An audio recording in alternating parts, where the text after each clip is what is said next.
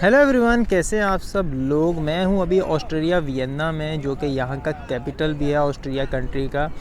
ऑस्ट्राइस इसका जर्मन नाम है, इंग्लिश नाम इसका ऑस्ट्रिया इस कंट्री का। तो मैं यहाँ आया हुआ था, तो मैंने सोचा क्यों ना एक वीडियो बनाऊं जिसके अंदर यहाँ की जो लेबर मार्केट है उसको भी और यहाँ कंट्री को भी जो है उसकी इंपॉर्टेंट चीज़ें क्या हैं उसको मैं डिस्कस क्यों ना कर लूँ। तो यहाँ मैं आ गया था, कुछ दिनों से ही यहाँ पर था, मगर मौसम इतना ख़राब था कि कुछ भी रिकॉर्ड नहीं कर पा रहा था।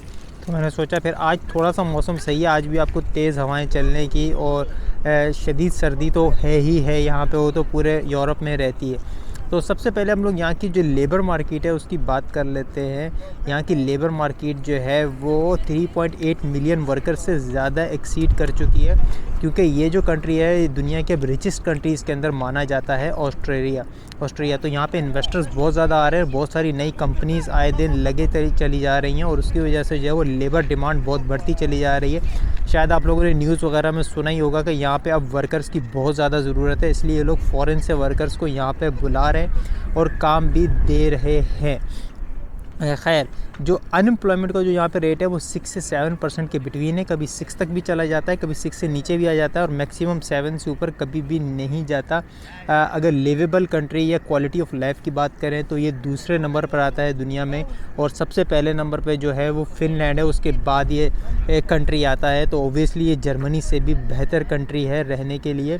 अगर हम लोग मिनिमम वेज की बात करें तो गवर्नमेंट ने कुछ भी सेटअप नहीं किया हुआ कि यार इतना मिनिमम वेज होना चाहिए, मगर जो रिकॉर्ड्स हैं गवर्नमेंट के स्टैटिस्टिक्स के हिसाब से आपको बता रहा हूँ, जो रिकॉर्ड्स हैं उसमें आज तक कभी किसी को 1500 यूरोस पर मंथ से नीचे पैसे नहीं मिले, और ऐसा ही है यहाँ पर। तो टैक्सेस थोड़े से ज़्यादा हैं। अगर आप लोग टैक्सेस की बात करें यहाँ पे तो टैक्सेस अच्छे से ज़्यादा 0 से 55% के बिटवीन टैक्सेस देने पड़ते हैं, डिपेंडिंग ऑन योर इनकम। ज़ाहिर है, the more you work the more you earn and then the more you pay. अच्छा, ऑस्ट्रिया की जो एम्प्लॉयर्स जो या एम्प्लॉयमेंट जो मार्केट है उसमें 5,60,000 से ज़्यादा फॉरेनर वर्कर्स हैं यहाँ पे।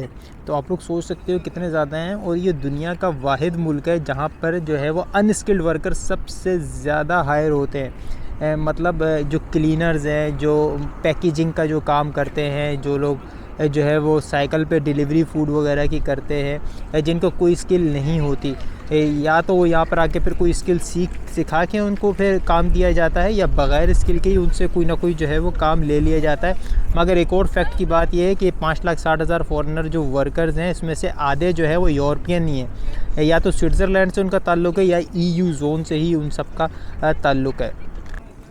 अगर एज अ फॉरेनर वर्कर आप यहाँ पे आना चाहते हो और काम करना चाहते हो तो उसके जो है वो एक ही रास्ता है, वो शायद वो जो है उनका जो जॉब सर्च वीज़ा है वो अप्लाई करके आप लोग यहाँ पर आ सकते हो। और उसके बाद जब आपको यहाँ पे जॉब मिल जाती है तो एक रेड एंड वाइट जो कार्ड है इनका, वो आप लोग अप्लाई करके फिर यहाँ पर परमानेंट रुक सकते हो। जो जॉब सर्च वीज़ा है उसको अप्लाई करने के लिए आपके पास 70 जो है वो पॉइंट्स होने चाहिए। वो आपकी जो लैंग्वेज है, आपका एक्सपीरियंस है, आपकी डिग्री, इन सब के ऊपर बेस करता है। उसके हिसाब से उसके लिए बहुत सारी ऑलरेडी जो है वीडियोस जो हैं वो जॉब सर्च वीज़ा ऑस्ट्रिया की मौजूद हैं यूट्यूब पे, आप लोग वो देख सकते हो और उससे रहनुमाई हासिल कर सकते हो। बाहर इनकी जो ऑफिशियल वेबसाइट है उसके ऊपर भी सारी इन्फॉर्मेशन मौजूद है, और कौन कौन से शॉर्ट ऑक्यूपेशन लिस्ट हैं उनकी भी इन्फॉर्मेशन पूरी की पूरी मौजूद है। तो आप लोग वहाँ से भी इन्फॉर्मेशन लेके यहाँ पर आ सकते हो और इस तरह आके यहाँ पर सेटल हो सकते हो। अच्छा, अगर यहाँ की एवरेज सैलरी की बात करें तो वो है ऑस्ट्रेलिया में अभी 2023 के स्टैट्स के हिसाब से 3400, मगर टैक्स वगैरह काट के आपके हाथ में जो पैसे आएंगे वो 2300 ही आएंगे। मतलब हर तरह के सारे टैक्सेस, इंश्योरेंस वगैरह सबके पैसे काटने के बाद 1100 आपके कट जाएंगे उसमें से, और 2300 यूरोज़ ही आपके पास आएंगे। ये एवरेज इनकम की बात कर रहा हूँ, जो सब लोगों की मिला के फिर डिवाइड करके उन लोगों ने हासिल की है।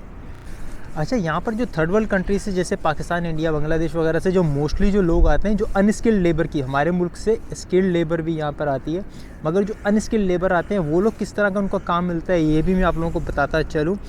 उसके अंदर जो है आप लोगों के नर्सिंग आ गई, आपकी मेड्स, वेट्रेसेस, सेल्स वुमेन या सेल्स मैन आ गए सारे, वही डिलीवरी वगैरह के जो काम हैं, जो फैक्ट्रीज़ वगैरह में पैकेजिंग वगैरह के या प्रोडक्शन लाइन पे जो वर्कर्स होते हैं, या जैसे मैकडोनल्ड्स, बर्गर किंग वगैरह के अंदर जो लोग बर्गर्स वगैरह बनाते हैं या सामने काउंटर पे सेल करते हैं, इस तरह की जॉब्स ही अवेलेबल रहती है। तो अब हम लोग बात कर लेते हैं इस कंट्री का जो इटसेल्फ क्या इम्पोर्टेंस है उसकी हम लोग बात करते चले जाते हैं। ये कंट्री जो है ये लैंड लॉक्ड कंट्री है। इसको जो बॉर्डर लगते हैं वो 8 कंट्रीज़ के लगते हैं, जिसमें स्लोवेनिया, स्लोवाकिया, स्विट्ज़रलैंड, जर्मनी, आपका हंगरी और भी कुछ कंट्रीज़, इनका सामने लाइechtenstein भी है। ये सारी कंट्रीज़ जो है वो लग जाते हैं। तो अगर आप लोगों को ट्रैवल का भी शौक है रखते हो और आप लोग यहाँ पर आना चाहते हो तो देखो कितने सारे कंट्रीज़ का बॉर्डर लगता है। बहुत ही सस्ते में आप लोग जाके घूम फिर कर वापस भी आ सकते हो। यहाँ की जो ऑफिशियल लैंग्वेज है वो है जर्मन, मगर यहाँ पे हंगरी और क्रोएशिया की जो ज़बान है वो भी बोली जाती है। तो यहाँ की गवर्नमेंट जो है वो 2 चीज़ों पे डिपेंड करती है। एक यहाँ का जो हेड ऑफ़ द स्टेट है जो प्रेसिडेंट, और दूसरा यहाँ का चांसलर। और उसके अलावा अगर हम लोग यहाँ की पॉपुलेशन की बात करें तो 9 मिलियन की पॉपुलेशन है यहाँ पर टोटल। तो पॉपुलेशन भी इतनी ज़्यादा नहीं है। सर्दियों में तो यहाँ पे अच्छा जो वेदर की बात करें तो अच्छी खासी सर्दी रहती है, -10-11 तक भी टेम्परेचर चला जाता है। मगर फिर भी ये बेहतर है कनाडा वगैरह से जहाँ पे अच्छी खासी सर्दी पड़ती है। यहाँ के लोग भी बहुत ज़्यादा फ्रेंडली हैं और जो इंटरनेशनल लोग हैं उनको वेलकमिंग करते हैं। रेसिज्म वगैरह के भी इतने कोई ऐसे इंसिडेंट्स यहाँ पे रिकॉर्डेड नहीं है कि आप लोग कह सको कि यार कंट्री बहुत बुरा है। तो मेरे पास जो थी वो इस कंट्री की इम्पोर्टेंस को लेके और यहाँ के जो और चीज़ें हैं जैसे लेबर मार्केट वगैरह है उसको लेकर यही कुछ इन्फॉर्मेशन थी जो मैंने आप लोगों के साथ शेयर कर दी। बाकी ये कंट्री जो है वो अपनी टूरिज़म की वजह से ही बहुत ज़्यादा जाने, जैसे ग्राज हो गया, इंसब्रूक हो गया, वियना तो है ही हिस्टोरिकल प्लेस है। इनकी हिस्ट्री बहुत रिच है। यहाँ के पैलेसेस, बिल्डिंग्स, आर्किटेक्चर, इसको लेके यहाँ पर लाखों लोग टूरिज़म करने के लिए आते हैं। इसलिए यहाँ पे सीज़नल वर्किंग वीज़े जो है वो भी होते हैं। सीज़न की जो जॉब्स हैं, सीज़नल जॉब्स बहुत ज़्यादा होती हैं। अब जैसे समर शुरू होगा तो बहुत सारी नई जॉब्स शुरू हो जाएंगी यहाँ पे, तो उसके लिए भी यहाँ पे लोगों को ज़रूरत होती है। टूरिज़म बहुत ज़्यादा होती है ऑस्ट्रिया में, क्योंकि इसकी जो लोकेशन है और इसकी हिस्ट्री ही कुछ ऐसी है। तो यहाँ पर लोगों को आना ही पड़ता है और जो भी यूरोप आता है वो ऑस्ट्रिया ज़रूर आता है और यहाँ की जो घूमने फिरने की जो चीज़ें इनको ज़रूर देता है। वो बहुत खूबसूरत मुल्क भी है। तो कोई ऐसी चीज़ अगर मुझसे कोई मिस हो गई हो, क्योंकि ज़ाहिर सी बात है परफेक्ट तो मैं भी नहीं हूँ और कोई भी नहीं होता, ठीक है। तो अगर मुझसे कोई चीज़ मिस हो गई हो तो मुझे ज़रूर कमेंट में बताना। या आप इस कंट्री में आके कभी रहना पसंद करोगे? रिचेस्ट कंट्री भी है और सेकंड नंबर पे आता है क्वालिटी ऑफ लाइफ में।